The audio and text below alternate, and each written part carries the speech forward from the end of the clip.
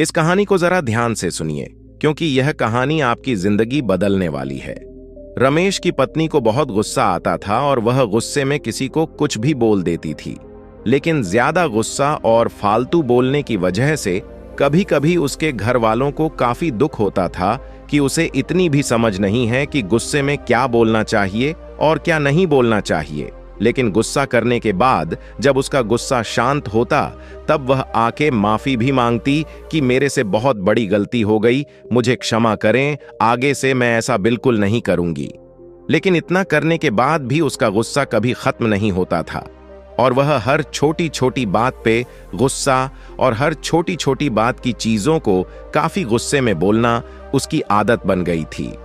उसके गुस्से से उसके घर वाले बहुत परेशान थे और न चाहते हुए भी इसका इलाज उनको नहीं मिल रहा था। एक समय के बाद गांव में एक व्यक्ति ने उन्हें बताया कि नगर में एक महात्मा आए हुए हैं। सुना है उनके पास हर समस्या का समाधान है। आप सब क्यों अपनी बहू को लेकर उन महात्मा के पास जाइए, क्योंकि यह सुना है कि वह हर समस्या का समाधान बड़ी ही आसानी से और सरलता से बता देते हैं। अगर आप सब वहां पर जाएं तो निश्चय ही आपकी समस्या का समाधान मिलेगा। इतना सुनते ही उसके घर वाले उसको लेकर उस महात्मा के पास चले गए। चलते चलते वो थक गए और शाम हो गई, क्योंकि उनका आश्रम बहुत दूर था। देर शाम होते होते वह महात्मा के आश्रम में आखिरकार पहुंच ही गए। महात्मा के आश्रम में जाकर देखा तो वह सभा कर रहे थे और लोगों को प्रवचन दे रहे थे। सभा खत्म होने के बाद उन्होंने महात्मा से पूछा कि महात्मा, यह मेरी बहू है, इसे बहुत गुस्सा आता है, कृपा करके इसका कोई समाधान बताएं, क्योंकि इसे बहुत गुस्सा आता है और फिर जब गुस्सा आता है तब यह किसी को नहीं देखती। सच झूठ सही गलत की इसे कोई समझ नहीं रहता, बस मन में जो आता है यह बोल देती है और बाद में माफी भी मांगती है, लेकिन अपनी आदत कभी नहीं सुधारती।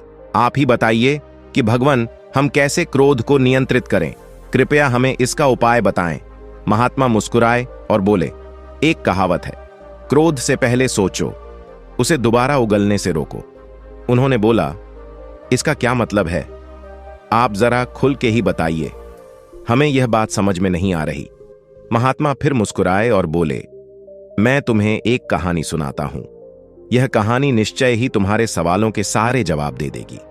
एक समय की बात है, एक छोटे से गांव में एक बुढ़िया रहती थी। उनका नाम धनिया था। धनिया बहुत ही प्यारी और दयालु महिला थी, लेकिन एक समस्या उनके गुस्से की थी। वे छोटी छोटी बातों पर बहुत जल्दी गुस्सा हो जाया करती थीं। जब उसे गुस्सा आता तो कभी नहीं देखती उसके सामने कौन है और कौन नहीं। वह सबको गुस्से में अपने से छोटा ही समझती थी। बुढ़िया जितनी गुस्सैल थी उतनी ही लालची थी। उसके अंदर धन और पैसों को लेकर अपार लालच था। एक समय बुढ़िया के पास खाने को कुछ नहीं बचा और वह पैसे भी नहीं कमाना चाहती थी, तो उसके मन में तरकीब सूझी।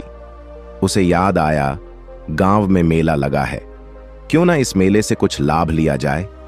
धनिया ने सोचा कि यह एक अच्छा मौका है कि उनके गुस्से को कुछ सीख मिले। उन्होंने गांव के लड़कों को बुलाया और कहा, मेरे पास एक चुटकुला है, अगर तुम मुझे हंसाओगे तो मैं तुम्हें एक सिक्का दूंगी, लेकिन अगर तुम मुझे हंसा ना पाओगे तो तुम्हें मुझे 2 सिक्के देने होंगे। अब बुढ़िया अंदर ही अंदर बहुत खुश हो रही थी कि इन बच्चों को बेवकूफ बनाकर अब मैं पैसे भी कमा लूंगी और मेरा काम भी चल जाएगा। इन्हें भला क्या पता लगता है, बच्चे तो वैसे ही चुटकुला से हंसते हैं। लड़के राजी हो गए। धनिया ने चुटकुला सुनाना शुरू किया, परंतु उनकी बुद्धि इतनी तेज थी, वे सब उस बुढ़िया के बारे में अच्छी तरह जानते थे कि वह लोगों को बेवकूफ बनाती है और वह धन की कितनी लालची है। इसलिए सभी लड़के मिलकर पहले से ही प्लान बना लिए थे कि हमें इसके चुटकुले पर हंसना नहीं है और जो मर्जी हो जाए, हमें बेवकूफ नहीं बनना है। बुढ़िया ने उन लड़कों से पूछा, क्या तुम सभी तैयार हो? लड़कों ने जवाब दिया, हाँ बिल्कुल, हम सब तैयार हैं, आप चुटकुला सुनाओ। फिर बुढ़िया ने एक मजेदार चुटकुला सुनाया, लेकिन किसी भी लड़के ने थोड़ी सी भी हंसी नहीं निकाली। बुढ़िया थोड़ी सहमी, लेकिन उसे 2 सिक्के डबल देने थे, इसीलिए उसने दे दिया। उसके मन में उपाय आया।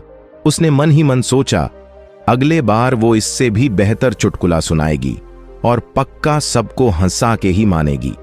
इस बार बुढ़िया ने फिर एक चुटकुला सुनाया, लेकिन इस बार भी कोई लड़का नहीं हंसा। अब बुढ़िया थोड़ी गुस्से में आ गई। वह जितनी बार भी चुटकुले सुनाती, गांव में से कोई भी लड़का नहीं हंसता। वे फिर सब धनिया के चुटकुले पर हंसने के बजाय सब लड़कों ने अपनी हंसी को दबा लिया। उसके बाद धनिया ने एक बार फिर कोशिश की और फिर बार बार, लेकिन हर बार उनके पास 2 सिक्के देने ही पड़े। अब उसके पास कोई चारा नहीं बचा। अंत में बुढ़िया ने जितने भी सिक्के लिए थे उन लड़कों को दे दिए और वहां से रोते रोते चली गई। उसने सबक लिया कि आज के बाद वो गुस्सा करना छोड़ देगी। इससे धनिया ने सीख ली कि गुस्सा करने से केवल नुकसान होता है। उन्होंने गुस्से को कम करने का निर्णय लिया और अब उनके गुस्से की बारीकी से संभाल के रखते थे। उन्होंने समझ लिया कि हंसी और प्रेम के माध्यम से वे अपने आप को और अपने आसपास के लोगों को खुश रख सकती थीं। उसकी ज्यादा लालच और ज्यादा बोलने की वजह से उसने खुद के पैर पर कुल्हाड़ी मारी थी और अब उसने अपना सब कुछ गवा दिया। उसके पास अब पक्षचाताप करने को भी कुछ नहीं बचा। अंत में वह खाली हाथ घर को लौट गई। इस कहानी को सुनकर लड़की के मां बाप ने बोला, महाराज अब आप ही बताइए, गुस्सा को आखिर कम कैसे किया जाए? आप जो बोलेंगे हम निश्चय ही करेंगे। संत ने कहा, अब मैं तुम्हें जो बातें बताने जा रहा हूं उसे तुम ध्यान से सुनो, क्योंकि यह बातें तुम्हारी जिंदगी बदलने वाली है। कम गुस्सा रखने के कई फायदे होते हैं जो हमारे स्वास्थ्य संबंध और मानसिक स्थिति को सुधार सकते हैं। 1. स्वास्थ्य सुधार। ज्यादा गुस्सा रखने से हमारे शारीरिक स्वास्थ्य पर बुरा असर पड़ता है।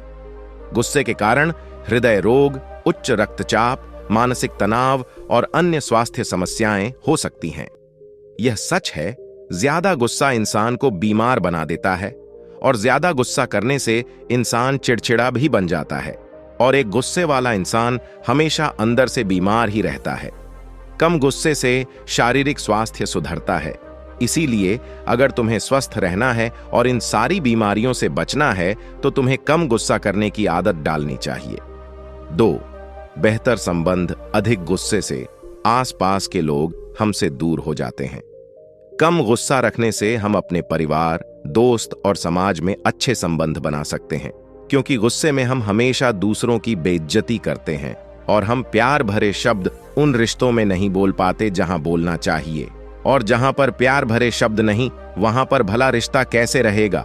क्योंकि रिश्ते प्रेम के सहारे चलते हैं, और जिन रिश्ते प्रेम नहीं और जिन रिश्तों में तुम प्यार से बात नहीं करोगे, तुम प्यार से बोलोगे नहीं, वहां पर भला रिश्ते कैसे टिकेंगे? इसलिए रिश्ते को संभालना है तो पहले प्यार से बोलना सीखो, लेकिन तुम प्यार से तभी बोलोगे जब तुम्हें कम गुस्सा आएगा। इसीलिए यह जरूरी है कि तुम कम गुस्सा करो। 3. बेहतर निर्णय। कहते हैं, एक अशांत मां कभी भी सही फैसला नहीं ले सकता। इसलिए सही फैसला लेने के लिए मन का शांत होना जरूरी है। लेकिन मन तभी शांत होगा जब तुम्हें गुस्सा काम आएगा। जब तुम्हें गुस्सा आएगा तो मन हमेशा तुम्हारा अशांत रहेगा। फिर भला तुम ही बताओ, तुम सही फैसले कैसे ले सकते हो?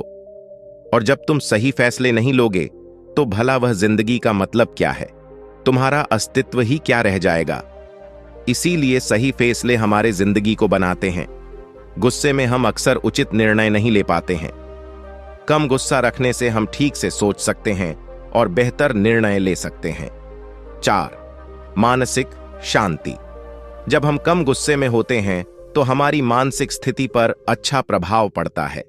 कम गुस्सा रखने से हमारी चिंता कम होती है और हमें शांति का अनुभव होता है। ज्यादा होने से हम अक्सर उच्च स्थितियों में नुकसान उठाते हैं। कम गुस्सा रखने से हम अपनी उच्च स्थिति और सम्मान बनाए रख सकते हैं। इन सभी फायदों से स्पष्ट है कि कम गुस्सा रखना हमारे जीवन को कई तरह से सुधार सकता है और हमें एक सकारात्मक और स्वस्थ दिशा में ले जा सकता है। इतना सब सुनने के बाद लड़के ने कहा, मुझे समझ में आ गया कि कम गुस्सा होने के कितने सारे फायदा हैं। आप अब कृपा करके आप मुझे यह बताइए कि गुस्सा को कम किया कैसे जाए, क्योंकि अभी के लिए यह सवाल जरूरी है।